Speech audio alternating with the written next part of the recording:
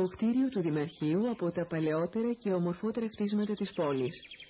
Κατασκευάστηκε την τελευταία δεκαετία του 19ου αιώνα από το μηχανικό Ιωάννη Γερμανό και σε θέση που το σχέδιο Μίρμπαχ προέβλεπε τη δημιουργία ηρώου. Οικοδομήθηκε με χρήματα του Ιωάννη Κότσικα, πλούσιου καριστινού επιχειρηματία εγκατεστημένου στην Αίγυπτο.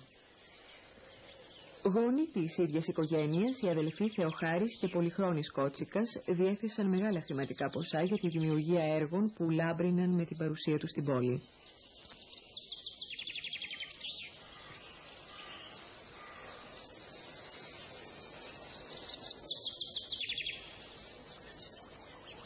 Η ανοίγελση του ηλεκτρικού εργοστασίου στα 1928 ήταν δικό τους έργο, όπως και η κατασκευή του Δημοτικού Σχολείου το 1906, που κόσμει με τη λάμψη του την πόλη.